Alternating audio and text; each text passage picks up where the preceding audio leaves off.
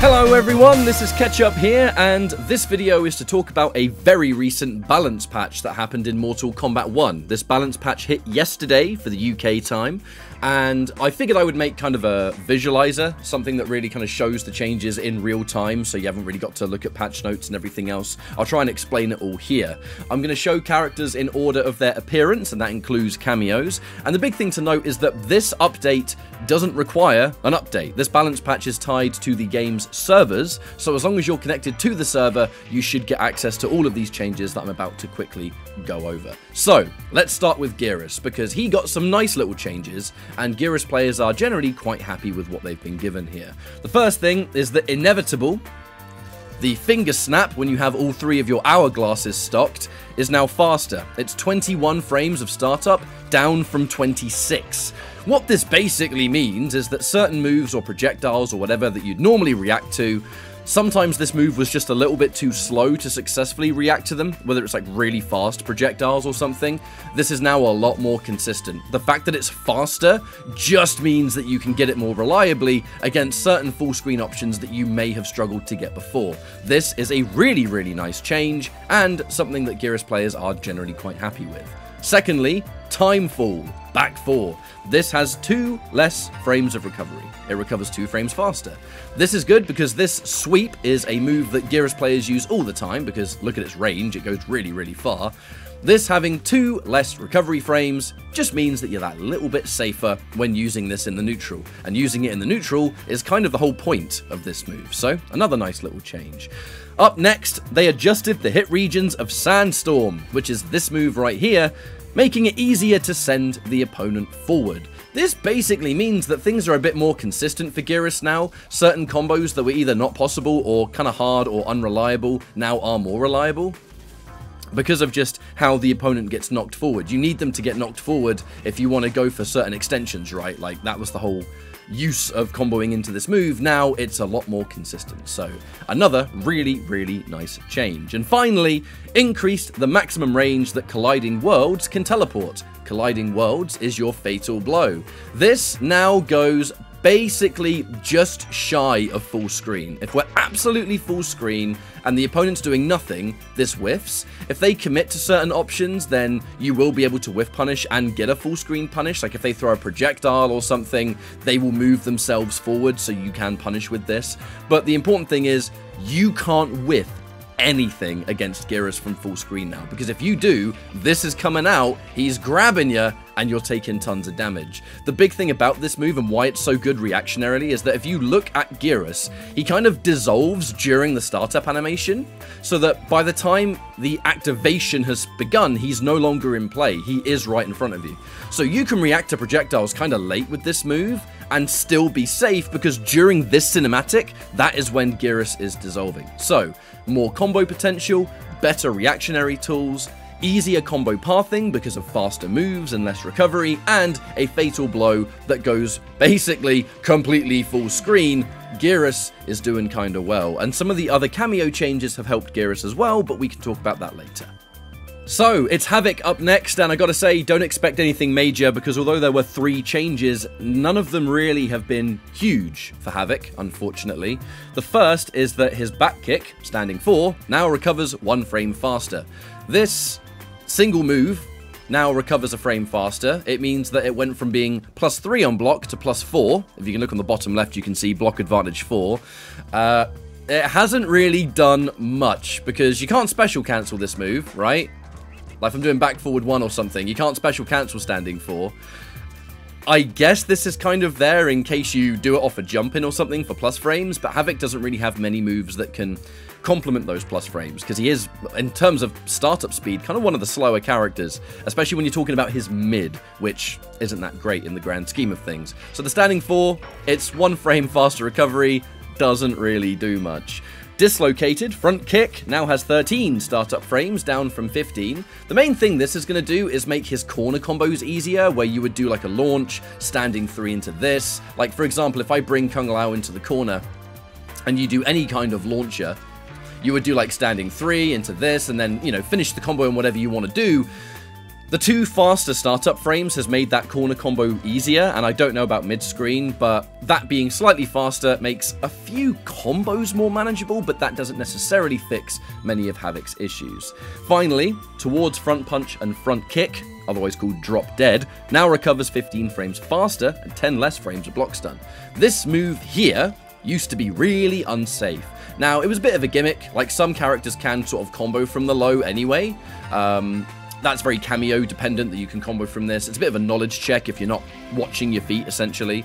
This has gone from being unsafe to safe. So if you have certain cameos that can combo from this, you have this extra little thing that you can threat on block, I suppose. So it's not a terrible change, but it's not necessarily a change that Havoc players have been asking for, I suppose. But it's better than this being unsafe, so I guess in regards to buffs, it definitely classes as a buff, doesn't it? How good that is, though, you're going to have to ask the Havoc players. Right now, I'm not seeing a lot of positivity, but at least it's safe, I suppose.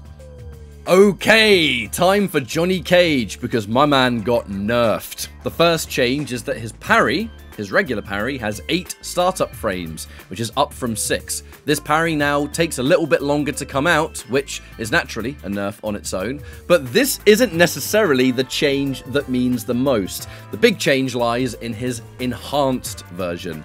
The enhanced parry now has 4 startup frames, up from 0. It had 0 frames of startup before, and now it has 4, and it has 15 more recovery frames. So, this EX parry has been massively nerfed. The first thing, and the easiest thing to demonstrate, is that if I put myself as Baraka, and I record Johnny Cage doing the EX parry, and I just try and block, it actually has whiff recovery now. So you can punish this when he whiffs it. That is going to be nerf number 1. The second nerf is that if I were to put myself back to Johnny Cage, and I record Baraka doing something like his blade spin, if I try and parry this now, it doesn't work, because it's gone from 0 frames of startup to not 0 frames of startup, is my point. So there are certain things that Cage could parry before that he now cannot parry. And if he whiffs the parry, which is another big thing, if he whiffs the parry, you can punish him for doing that as well. Why can I punish him for doing it? On top of the fact that there is recovery frames to this, the parry and the regular parry can no longer be delayed. His parry has taken a substantial nerf in this patch. Now, a lot of Johnny Cage players are still saying they think that he's top tier, because losing this parry is a big deal for some matchups, and it has kind of put some matchups no longer in his favor. Like, he has a lot of 6-4s in the game beforehand. The change of this parry may have changed quite a few of those, but a lot of his best tools remain. The final change that he received is that his shadow kick and enhanced shadow kick went from 8 frames on startup to 10. So his shadow kick has also been slowed down. That will deal with certain gaps that he used to be able to punish. Maybe certain punishes he got that were exclusive to Shadow Kick he might not have anymore because of those 2 extra frames of startup.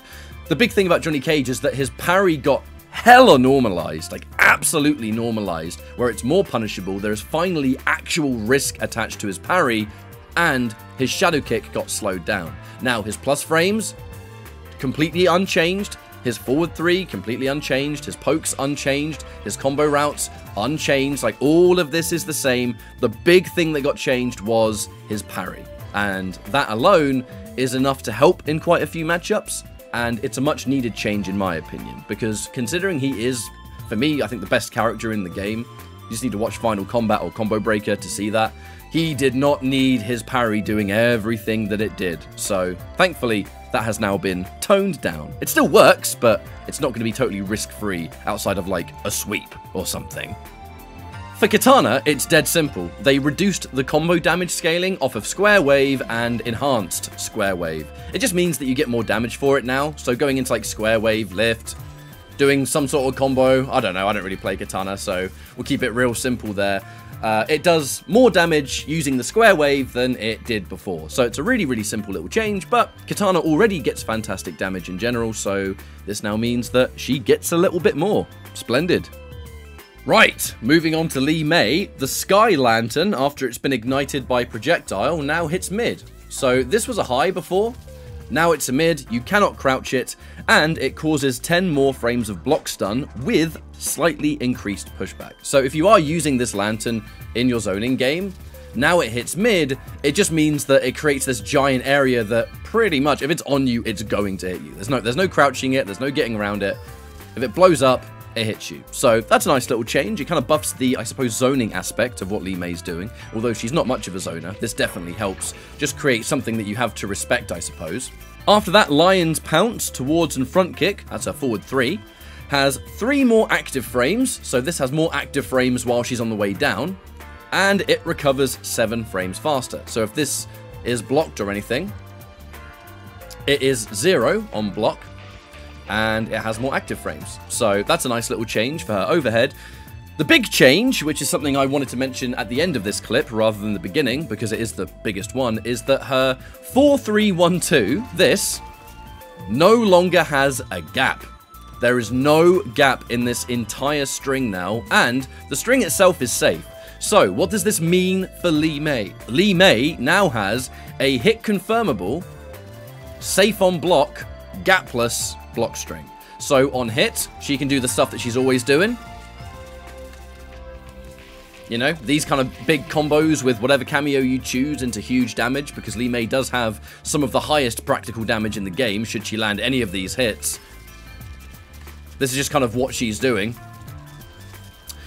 She can do this safely. So if she does manage to get this string out on block or hit or whatever, she's safe on block, there's no risk of a gap, and she can turn it into a combo if it is hit. So this is just a huge change and a buff to Li Mei. All 3 of these are buffs to Li Mei. Her forward 3 is now better on block and just terms of recovery. Her lantern into projectile is now mid, so you cannot crouch it, and it has more pushback, and it does more block stun. And the big one is that she now has a gapless, hit confirmable, safe combo string. So overall, Li Mei, all 3 of these are nice little changes. Nitara received one change, which is that her 1-2-4 is now special cancelable. So this string wasn't special cancelable before, but now it is.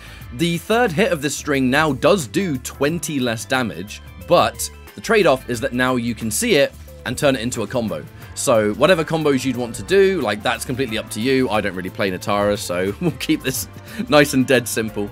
But having a 3-hit string that sometimes can really sort of auto-shimmy people, or it can kind of catch people trying to expect a grab or something, these kind of quick-hitting 3-hit strings, she now has something that she can extend into. Now, this is something that is a welcome change for a lot of characters to have this kind of option. The big thing to keep in mind is that there will be a gap here, so it's not completely safe. It is safe on block, but there is a gap. This is something that's rather common with quite a few characters, so it's something to keep in mind. But for one change, 1-2-4 can now be special cancelled, and she can get herself a combo for it. So, decent little change. We'll see if there's anything else in the pipeline for Nitara. This has been quite a small patch, I think. Now, it may look like Reptile has received a ton of changes. To be honest, I think it's just that his names for the moves are kind of wordy, so it looks bigger than it is. But they're monumental for his safety. Back 2, slightly charged back 2, and fully charged back 2. All 3 of these are safe on block. The standard back 2 on its own is now -4, the slightly charged version is -2, and the fully charged version of his overhead is +2. This is huge for him because now he can really just machine gun these overheads towards you, and he's never gonna be unsafe. And it's -4, so it's not like a 6-frame Punisher can get him, like -4 is completely safe anyway. In regards to safety, 2-4 and forward 2-4 are both also safe now. So both of these options are -5 on block, and they recover faster on hit. So 2 extremely usable situations for Reptile, which is the strings that have his tail sweep and his overheads, are now both safe on block. And that is really, really big for Reptile, because he can play that sort of conditioning game and enforce some possible mix-ups here without having to put himself way over the line and being super, super risky. Now he doesn't have to do it. The final change is that his acid spit, which is down forward. Sorry, I don't play Reptile, I forgot the inputs. The acid spit and the charged acid spit, this includes the EX versions as well. They have more block stun frames. They have 5 more block stun frames. So that's really, really useful. It just means that again, they're like safe on block. Going back into the safe on block theme, right? Let's just do that. And now that's -6 for the charged one, and -16, that's going to be unsafe still. But it's more of a range thing, I think, is kind of where it comes from. Like, this is now just the higher block stun frames means that using it at range might give you some more possible cameo situations. Maybe you can jail into some more cameos. I know that a lot of Reptile players will do certain things into, they'll do certain strings into Acid Spit, and then they'll call in, like, a cameo to cover it, and maybe if you time that correctly, the more block stun frames might kind of fill that, perhaps, but I guess you have to ask Honeybee about that one. But the big thing about Reptile now is he is way more safe. So Sub-Zero received 2 changes in this patch. The first one is that his forward 1, 2, 3 is now safe on block at -7. Now, there's always going to be someone being, well, actually, Liu Kang can punish that, so can Lao, so can Li Mei flip kick. You're right, 100%. It's safe to most things in the game, but -7 is not completely safe, but against most characters it will be. This means that you have a ender off of his string that isn't going to result in a massive punish really ever, with the exception of those 3 characters that can punish -7. In instances where the low can be combined with maybe an overhead, a cameo overhead, or something else to create a mix-up, a lot of Sub-Chameleon is doing that. Now one of these options is safe on block. It's not completely safe though, as this string does still have a gap. So if you do forward 1, 2, 3, a gap will be armored through. However, forward 1, 2 is safe as well, so you can punish the gap. There is still an opening here to create a bait situation where if you think someone's going to armor, you can block and punish it. So it's not the end of the world that there's a gap, but keep in mind, there's a gap there. So that's not a terrible little change. I don't think it's really what Sub-Zero players have been looking for, but it is a buff. You know, by pure definition, it is a buff to something that was unsafe now being safe. The other change is that 2-1 has its scaling adjusted. So it used to be, and I'm trying to get this correct here, I went offline and did a side-by-side comparison, that his 2-1 in the air, when the opponent's jumping, so let's say the opponent jumps, and I do 2-1 push, right? This is a rather common Sub-Zero anti-air, is anti-air standing 1, 2-1 push, it does 158. Now this anti-air used to do more damage, because it scaled significantly less when the opponent was airborne. So that is technically a nerf to the airborne 2-1 when it hits someone in the air. Now, the reason it's not completely a nerf, and something that has worked out a little bit better for Sub, is that while the 2-1 versus an airborne opponent did less scaling, the 2-1 on the ground did more scaling. Now, this has kind of been changed, where now, when Sub-Zero hits a grounded 2-1, this is going to scale less off everything. So Sub-Zero's grounded 2-1 with anything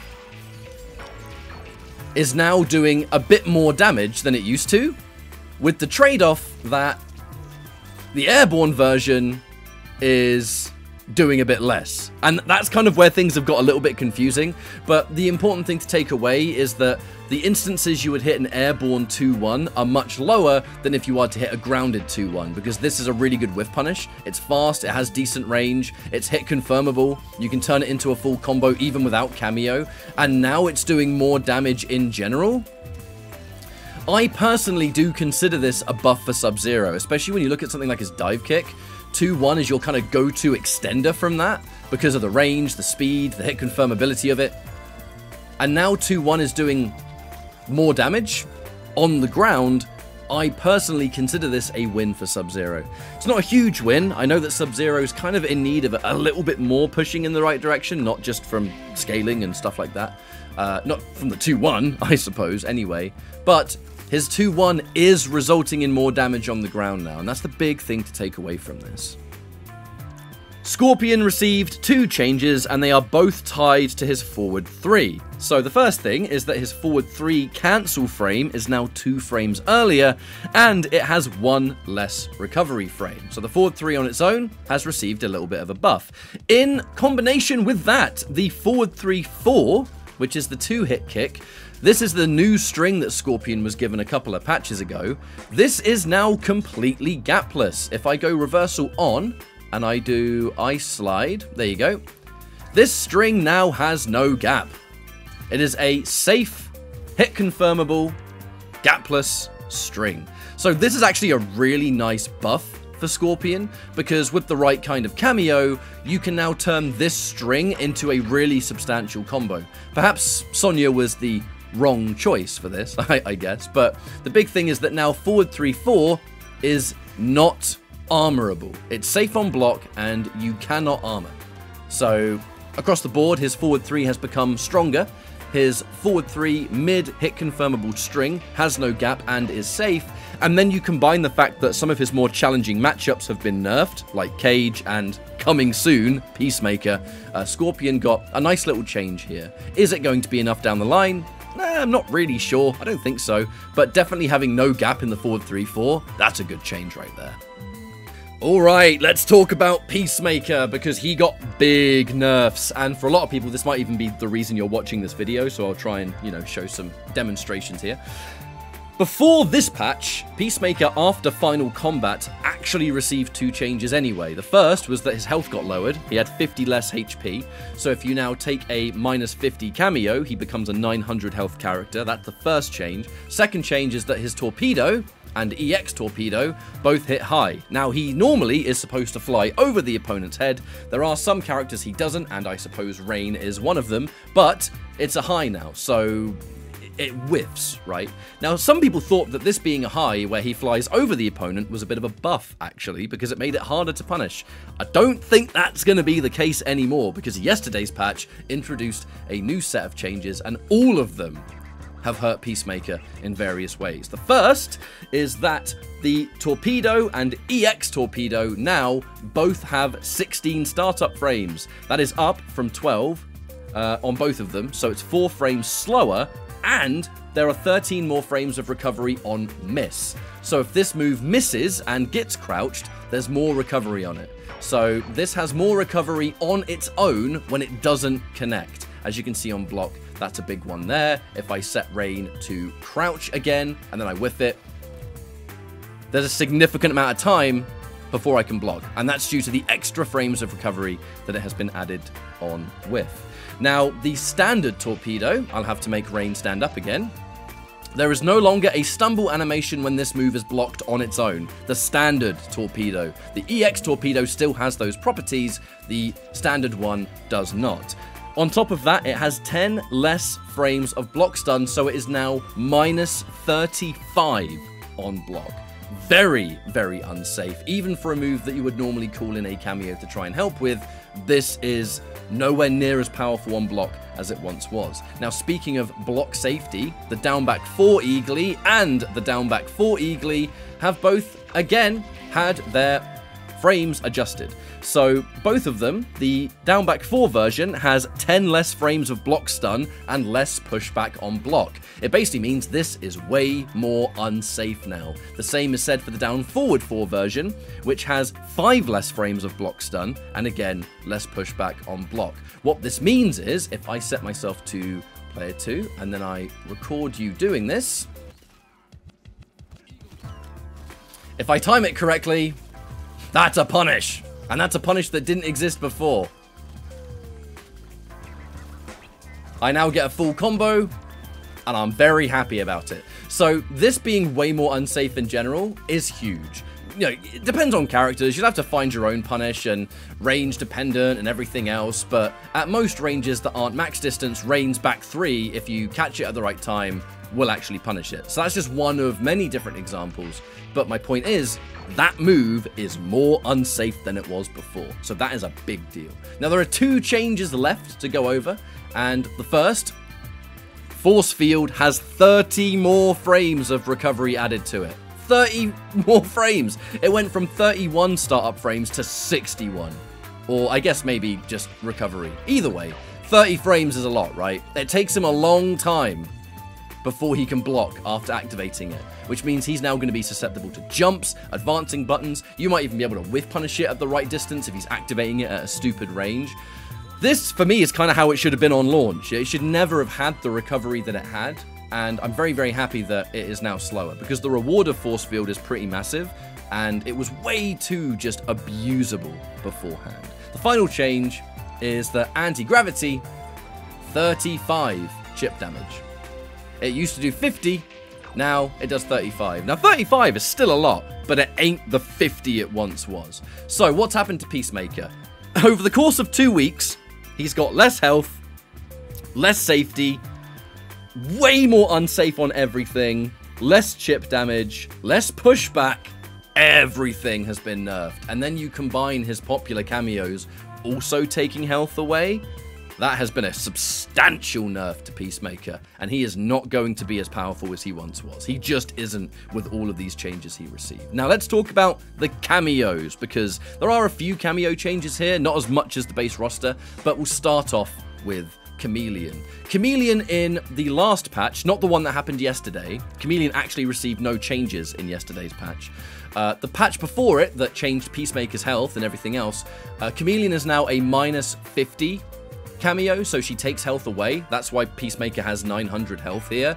But also, the Melina Bull Roll is more unsafe on block. There is less pushback, essentially. So when this move is blocked, the opponent does not get knocked as far away as they did before, making it more unsafe. So Chameleon got very, very small changes. I feel like any massive changes would have to exist with patches that require like the game to be updated rather than just tweaking a few values. A lot of these changes have been like frame data and stuff like that, and that's not really what the Chameleon needs. So I guess we'll have to wait and see if she gets any more changes to things like fan lift and things that really need to be addressed, because fan lift on hit, that's gotta go.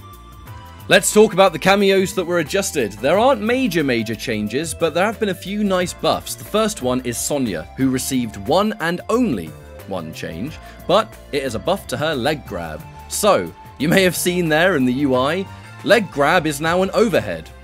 It is also +1 on block. And it has faster startup frames. It used to be 29 frames on startup, now it's 25. So there are some things that it might not have comboed from that now it does. It hits overhead, and it's plus on block. Now, this is a huge buff for the leg lift, because it just means that, you know, you get more combos, right? That's as simple as that.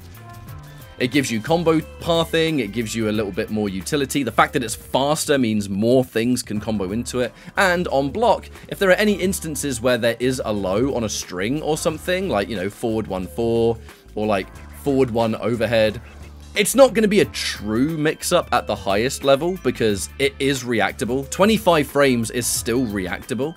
However, I still think that people are going to eat this overhead all day because players are further incentivized to use it because it's now gone from unsafe on block to +1 on block. There is going to be a gap in most instances, like this into leg grab no doubt has a gap attached to it. Most things that you would use it for will have a gap because of it being 25 frames, but non-launching armor versus an overhead that's plus and combos and can create these really weird mind games. I think that's a really nice change for Sonya. I'm curious to see if this actually makes her more useful in competitive, because she was always good, she's just not been very popular. Striker is next on our list. Now this one's kind of hard to demonstrate. Fixed an issue where the second grenade in low grenade and high grenade toss could sometimes have additional combo gravity. So basically, the second grenade in this move would sometimes have weird combo gravity that makes combos drop more than they should have. I can't really demonstrate that, but basically they fixed what I'm guessing is a bug attached to the grenades, and that's not necessarily a buff, that's a bug fix. The thing that is a buff is that his handcuffs now have 7 less frames of recovery on miss. So if this actually misses, there is 9 less frames of recovery, so it recovers faster. It's actually +1 on block, so just like Sonya's leg grab, this is actually plus now, which is really handy. If you like using this with Striker, you've now got some small little plus frames added, and Striker reaches slightly further for the opponent. So this is just an overall bigger buff on the handcuffs. It's better on recovery, it's plus on block, and Striker has a bigger hitbox attached to his grab. So essentially, this has just been one big old buff for Striker's handcuffs. No other changes for Striker, they did just fix a bug related to his grenades, and they buffed his handcuffs. Pretty decent, I think, but yeah, we'll see if that's going to be enough down the line. Motaro's teleport has been adjusted. It's the adjusted teleport location when the main fighter isn't facing the opponent. So, due to how you were facing the opponent would sometimes result in some really weird situations. I think the Motaro teleport is kind of one of those with Liu Kang's grab. I think sometimes, or maybe it was different, that Liu Kang would teleport kind of not where he's supposed to after doing this. I remember some Liu Kang players talk about that it was frustrating playing Liu and Motaro because he would sometimes just teleport them into the wrong place, essentially. And now that's no longer the case. So they've adjusted Motaro's teleport.